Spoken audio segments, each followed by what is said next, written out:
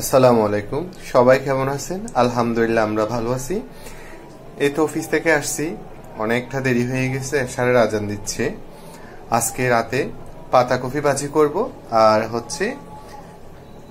শিমের বিচি রান্না করব বেগুন, টমেটো আর লইট্টা শুটকি দিয়ে, আর ডিম বোনা করব। এই শিমের বিচিগুলো আমার মায়ের হাতে শুকানো শিমের বিচি। সকালে অফিসে যাওয়ার আগে 3 মুঠ ভিজাতে দিছিলাম। আল্লাহ রহমতে এখন বীজে কতগুলো হয়েছে।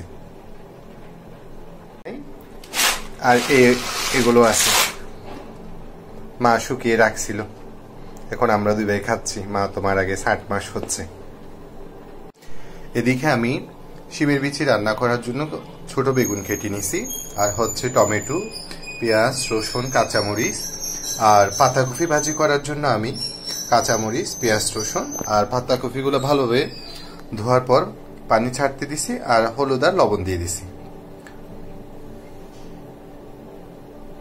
আমি লইট্টা শুটকিগুলো গরম পানি দিয়ে ভালোভাবে ধুয়ে পরিষ্কার করে নিয়ে নিছি। এবার শিমের বিচি তেলে দিয়ে দিব। এদিকে আমি পাতাকপি ভাজি করার জন্য চুলায় কড়াই বসে দিছি, তেল গরম হয়ে গেছে। এবার আমি পেঁয়াজ রসুন গুলো দিয়ে দিচ্ছি।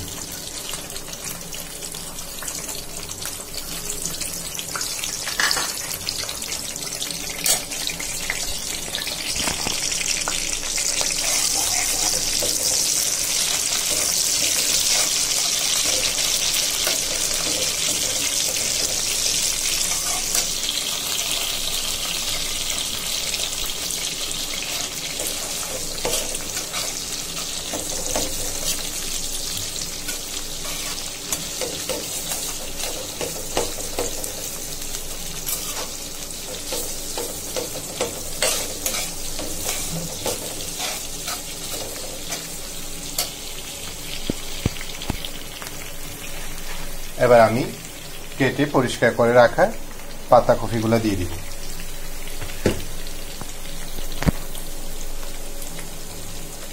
আমি পাতাকপিগুলো দিয়ে দিলাম, এবার ঢাকনা দিয়ে দিব।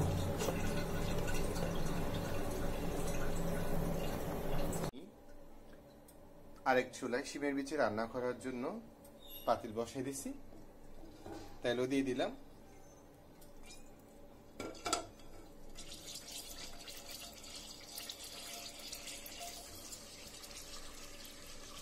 পেঁয়াজ, রসুন, কাঁচামরিচ গুলো দিয়ে দিচ্ছি।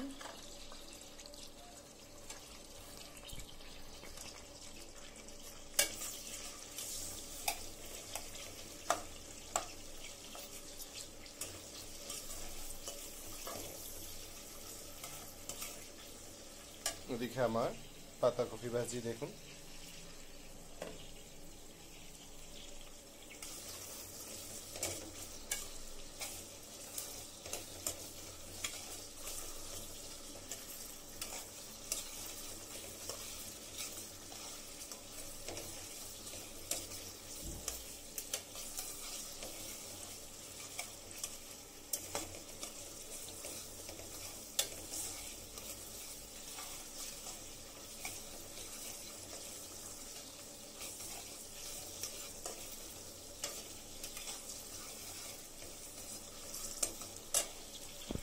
এবার আমি লইট্টা শুটকি সহ মরিচের গুঁড়া, হলুদের গুঁড়া, ধনিয়ার গুঁড়া, লবণ সবকিছু দেওয়া মিক্সারটা দিয়ে দিচ্ছি।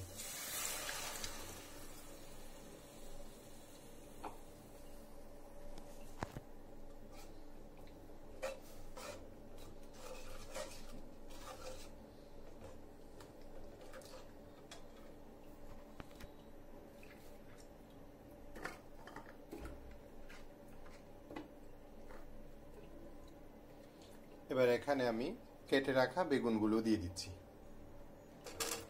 একসাথে সবগুলো ভালোভাবে কষে যায়।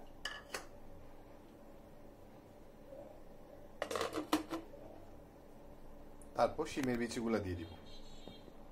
মাশাআল্লাহ, আমার পাতাকপি ভাজি একদম রেডি। অনেকগুলো পানি বের হয়েছে, এখন পানিগুলো টেনে যায়, তারপর নামিয়ে ফেলবো আমি। আর এদিকে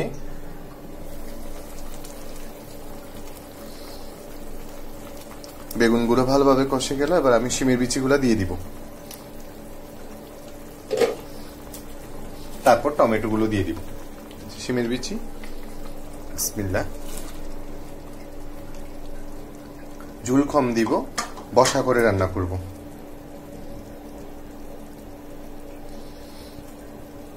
সিদ্ধ শেষ, আর এদিকে হচ্ছে আমার শিমের বিচি রান্নাও শেষ। আরো ঝুল টেনে যাক, তারপর নামিয়ে ফেলবো ধনিয়া পাতা দিয়ে। তো আমার আজকে রান্না একদম রেডি। এই হচ্ছে আমার পাতাকপি ভাজি, আর হচ্ছে মাশাআল্লাহ এটা হচ্ছে আমার লইট্টা শুটকি দিয়ে, বেগুন টমেটো দিয়ে শিমের বিচি, আর হচ্ছে দুই ভাইয়ের জন্য 2টা ডিম, আর আমাদের পছন্দের সাদা ভাত। তো আজকের মতো এতটুকু। সবাই সবার জন্য দোয়া করবেন। আসসালামু আলাইকুম।